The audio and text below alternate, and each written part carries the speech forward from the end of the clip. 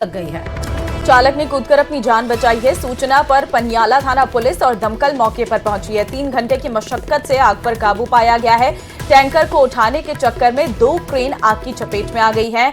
बेंजुल chemical से भरा था ये टैंकर और एहतियात के तौर पर पुलिस ने ट्रैफिक को रोका है।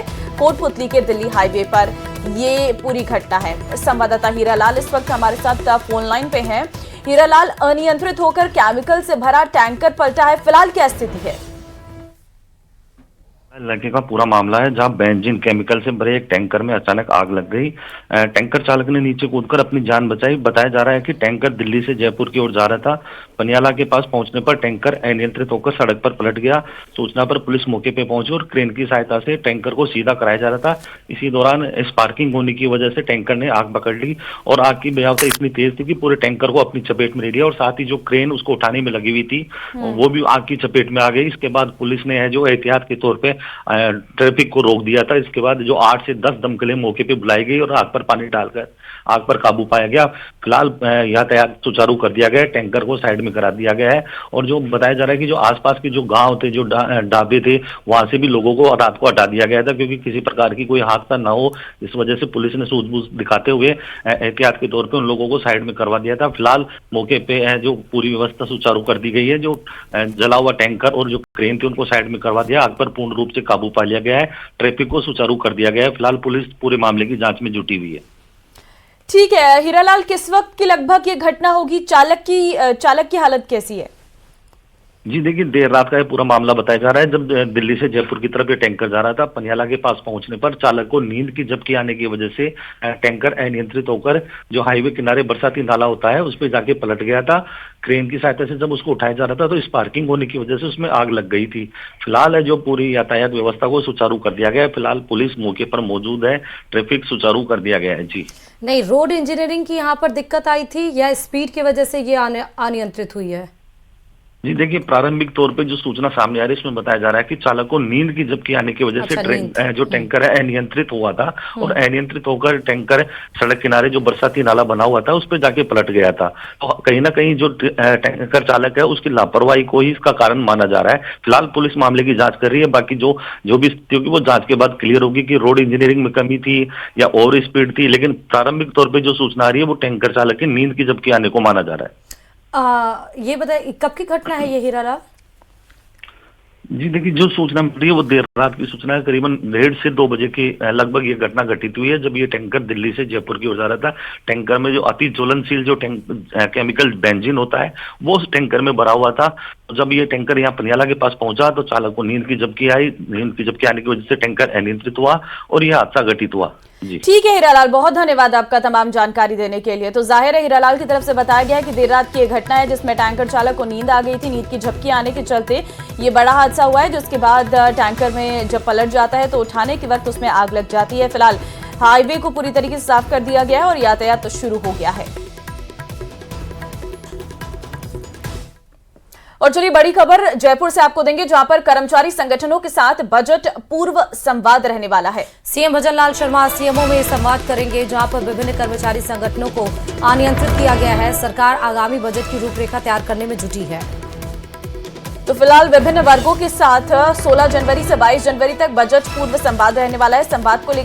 बजट को लेकर संवाद कार्यक्रम के माध्यम से सुझाव जो है मांगे जाएंगे और सीएम भजनलाल कर्मचारी वर्ग से आज 1-to-1 संवाद भी करेंगे। कर्मचारियों से संवाद के माध्यम से सुझावों को बजट में किया जाएगा सम्मिलित। राज्य सरकार कर्मचारियों के कल्याण के लिए प्रतिबद्ध है, मुख्यमंत्री की तरफ से कहा गया है। तो 16 जनवरी से 22 जनवरी तक बजट पूर्व संवाद रहने वाला है। कर्मचारी संगठनों के साथ बजट पूर्व संवाद ये रहेगा, जिसमें सीएम भजनलाल आज सीएमओ में संवाद करेंगे। विभिन्न कर्मचारी संगठनों को इसमें आमंत्रित किया गया है। सुझावों को बजट में जो है सम्मिलित किया जाएगा। जो भी सुझाव मिलेंगे उन्हें बजट में ऐड किया जाएगा ताकि किस जगह पर किन चीज़ों की कमी है उसके बारे में मुख्यमंत्री जान सके। चाहे मेडिकल की बात करें, चाहे खेल की बात करें, सड़कों की हालत की बात करें या फिर पानी की समस्या की बात करें, इन सभी चीज़ों को लेकर इस बजट में खास ध्यान रखा जाएगा ताकि हर वर्ग को ये बजट फ़ायदा पहुंचा सके, हर वर्ग के लिए ये बजट फ़ायदेमंद हो।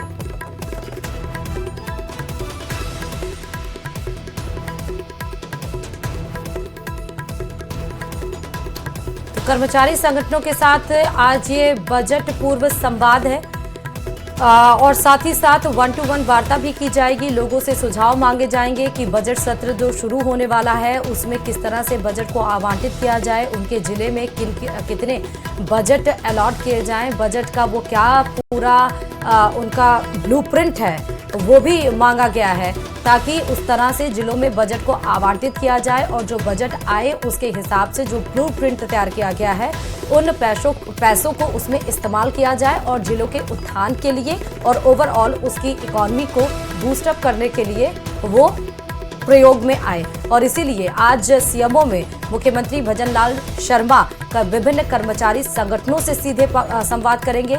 ये बजट पूर्व संवाद 16 से 22 जनवरी तक चलेगा, क्योंकि महीने के आखिरी तारीख से बजट सत्र शुरू हो जाएगा और इसको लेकर काफी ज्यादा एक्टिव मोड में सीएम भजनलाल शर्मा नजर आ रहे हैं, क्योंकि राज्य सरकार कर्मचारियों के कल्याण के लिए प्रतिबद्ध है। आपने जिस तरह विजन सीएम का देखा हुआ है, चाहे वो युवाओं के लिए हो, महिलाओं के लिए हो, समाज के किसी भी वर्ग के लिए हो, उसको अपलिफ्ट करने, उसके उत्थान के लिए हमेशा इनका विजन रहता है और इसीलिए ये बजट पूर्व संवाद बेहद ही ज्यादा महत्वपूर्ण बताया जा रहा है। ये भी बताया जा रहा है कि आज सीएमओ में ये बजट पूर्व संवाद सीएम के द्वारा किया जाएगा, ताकि वो 1-to-1 वार्ता कर सके और समझ सके कि उनके जिलों का क्या है हाल। और चलिए एक और बड़ी खबर आपको राजधानी जयपुर से देते हैं। नरेश मीणा की जमानत से जुड़ा हुआ ये पूरा मामला है। मामले में आज राजस्थान हाईकोर्ट में सुनवाई होगी। जस्टिस सुदेश बंसल की एकल पीठ में सूचीबद्ध है ये पूरा मामला। नरेश मीणा की जमानत याचिका पर सुनवाई होगी। याचिकाकर्ता की ओर से एडवोकेट फतेहराम मीणा कर रहे हैं पैरवी। तो नरेश मीणा की जमानत से जुड़ा ये पूरा मामला आपको हम बता रहे हैं, जहां पर आपको बता दें कि मामले में आज हाईकोर्ट में सुनवाई जो है वो रहने वाली है और जस्टिस सुदेश बंसल की एकल पीठ में सूचीबद्ध है ये पूरा मामला। बताते चले कि 13 तारीख को सुनवाई हुई थी, क्योंकि जितने समर्थक हैं वो तो छूट गए, लेकिन नरेश मीणा अभी भी अपनी जमानत के लिए पैर घिसते हुए नजर आ रहे हैं और आज फिर से राजस्थान हाईकोर्ट में सुनवाई होगी। एकल पीठ में ये सुनवाई होगी। जस्टिस सुदेश बंसल की एकल पीठ में सूचीबद्ध तरीके से सुनवाई होगी। जमानत याचिका पर क्या कुछ इनको डिसीजन आता है या फिर से कोई तारीख पड़ती, क्योंकि 13 तारीख को 15 तारीख की तारीख पड़ी थी। आज फिर से वो सुनवाई होनी है कि जमानत मिल पाती या नहीं मिल पाती है। बताते चले कि 13 तारीख को जब उपचुनाव हुए थे 13 नवंबर को, उसके बाद से नरेश मीणा ने एक प्रशासनिक अधिकारी को थप्पड़ जड़ा था, जिसके बाद से पूरा विवाद हुआ था। ज्यादा जानकारी के साथ संवाददाता सौरभ इस खबर पर जुड़े हैं। सौरभ, आज फिर राजस्थान हाईकोर्ट में सुनवाई होनी है जमानत पर।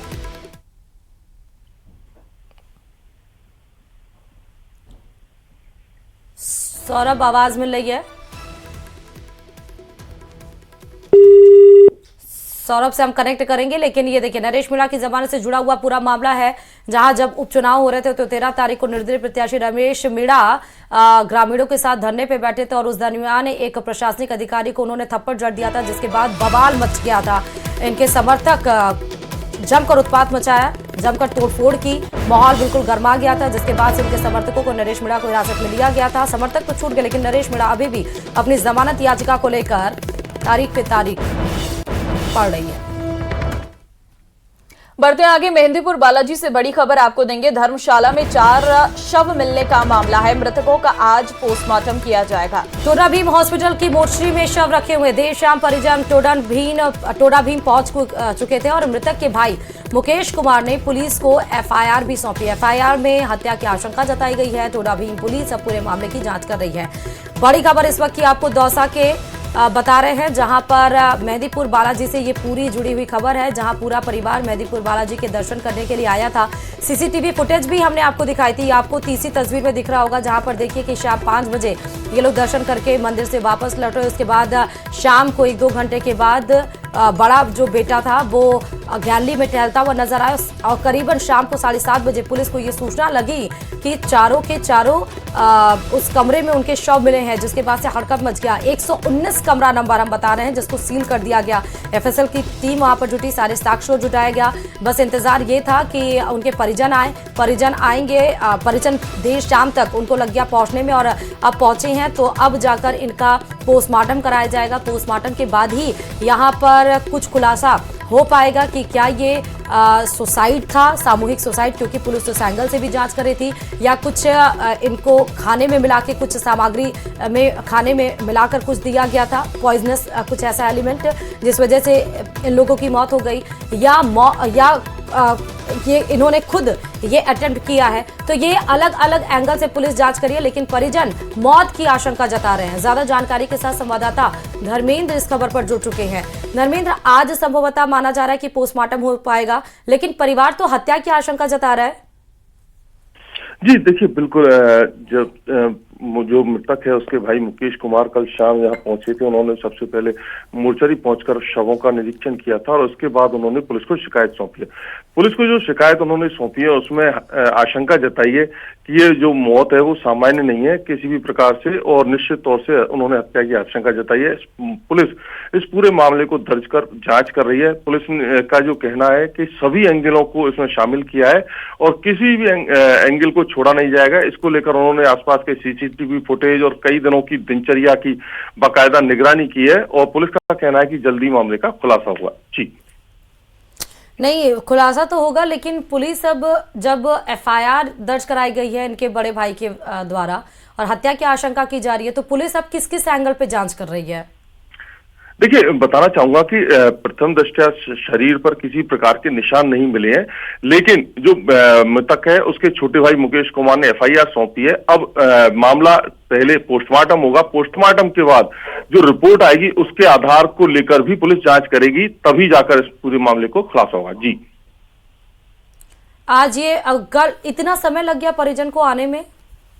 जी देखिए, निश्चित तौर से उत्तराखंड जो के देहरादून के रहने वाले हैं सभी परिजन। हालांकि जो मृतक हैं उनके भाई सहारनपुर में रहते थे और वहां से वो चले, लेकिन चूंकि रास्ते में काफी जगह कोहरा था, घना कोहरा होने के चलते उन्हें पहुंचने में देर लग गई। देर शाम लगभग 6 साढ़े 6 बजे के करीब यहाँ पहुंचे थे और उसके बाद उन्होंने गतिविधियां अपनी जो एफआईआर है वो सौंपी है, तो इसके चलते देर हो गई थी और रात होने के कारण पोस्टमार्टम नहीं हो सका, इसलिए पोस्टमार्टम की प्रक्रिया आज होगी। मतलब इसका मतलब कि पुलिस पोस्टमार्टम का ही इंतजार कर रही है रिपोर्ट का। जब तक रिपोर्ट नहीं आएगा तब तक पुलिस पूरी तरीके से एश्योर नहीं हो पाएगी। देखिए, निश्चित तौर से पुलिस ने जो अन्य अपनी जांचें थी वो काफी की। उन्होंने सीसीटीवी फुटेज जुटाए हैं, इसके साथ ही जो 3-4 दिन से ये रह रहे थे तो उनकी जो गतिविधियां, उनकी पूरी जानकारी जुटाई है, सारी चीजें की है। लेकिन चूंकि प्रथम दृष्टया शरीर पर किसी भी प्रकार के चोट के या संघर्ष के निशान नहीं मिले हैं, जिसके चलते अब पोस्टमार्टम होने के बाद ही कुछ कहने की स्थिति में पुलिस होगी। ठीक है धर्मेंद्र, अब परिजन वहां पे पहुंच चुके, तो परिजनों से आपने बात की है, किस तरह के इन लोग का मिजाज था, क्या किसी मेंटल प्रेशर से ऐसे गुजर रहे थे? अगर क्योंकि सामूहिक सुसाइड करना, ये भी पता चला है कि कई और दफा भी ये बालाजी के दर्शन करने के लिए पूरा परिवार आ चुका है।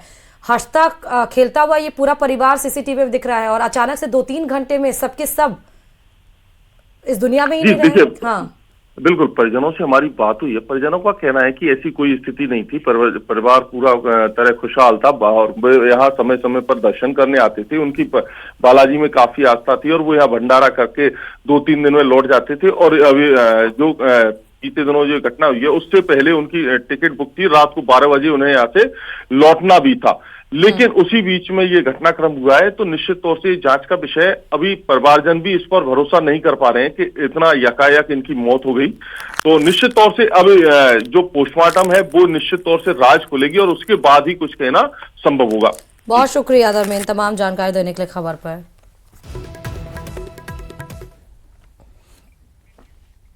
और चलिए कोटा से आपको खबर बता रहे हैं, जहां कोटा में बच्चे से चोरी करवाने की लाइव तस्वीर सामने आई है। बदमाश ने बच्चे को घर में भेजकर चोरी करवाया है, मोबाइल वो भी। आकाशवाणी कॉलोनी इलाके में रेकी करके वारदात को दिया अंजाम। पीड़ित ने नयापुरा थाने में शिकायत दर्ज करवाई है। नयापुरा थाना पुलिस मामले की जांच में जुटी हुई है। आप ये फुटेज देख सकते हैं, रेकी करके किस तरीके से बच्चे से चोरी करवाई गई है वो इन तस्वीरों में साफ नजर आ रहा है। फिलहाल इस पूरे मामले पर शिकायत जो है वो दर्ज कर ली गई है। अब आगे पुलिस इस पूरे मामले की जांच कर रही है और जांच के बाद ही सामने आ पाएगा। लेकिन लाइव तस्वीरें ये चोरी की साफ तौर पर नजर आ रही है कि किस तरीके से रेकी करके बच्चे से चोरी कराई गई है। आकाशवाणी कॉलोनी इलाका ये है जहां पर ये चोरी की वारदात सामने आई है। पीड़ित ने नयापुरा थाने में मामला दर्ज करवाया है। नयापुरा थाना पुलिस मामले की जांच में जुटी हुई है। मोबाइल चोरी करवाया गया है, जो इन साफ तस्वीरों में भी नजर आ रहा है। कोटा में हॉस्टल में लगी आग। देर रात कोचिंग इलाके में आग लगने से हड़कंप मच गया। हॉस्टल के इलेक्ट्रिक पैनल में ये भीषण आग लगी है। फायर ब्रिगेड की टीम आग पर काबू पा चुकी है। कोचिंग स्टूडेंट्स को रेस्क्यू कर बाहर निकाला गया है, सुरक्षित बाहर निकाल लिया गया है। जवाहर नगर थाना इलाके के राजीव गांधी नगर की घटना है। तो कोचिंग स्टूडेंट्स को रेस्क्यू करके निकाला गया। कोचिंग इलाके में आग लगने से हड़कंप मच गया है। हालांकि टीम वहां पर मौके पर पहुंची, सुरक्षित जो कोचिंग स्टूडेंट्स उसमें फंसे हुए थे उनको बाहर निकाल लिया गया है। बताया जा रहा है जवाहर नगर थाना इलाके के राजीव गांधी नगर की ये पूरी घटना है। हालांकि ये किस वजह से अभी आग लगी, ये इसकी अभी पुष्टि नहीं हो पाई है, लेकिन कोचिंग इलाके में आग लगने की वजह से हड़कंप जरूर मच गया। गनीमत ये रही कि कोई भी हताहत नहीं हुआ, किसी की जानमाल का नुकसान नहीं हुआ, लेकिन आग लगने की क्या वजह थी यह अभी पता नहीं चल पाया है। और एक और बड़ी खबर आपको कोटा से बता रहा है। जानलेवा हमले के मामले में थाने के बाहर हंगामा देखने को मिला। ग्रामीण और हिंदू संगठन के लोगों ने आक्रोश जताया है।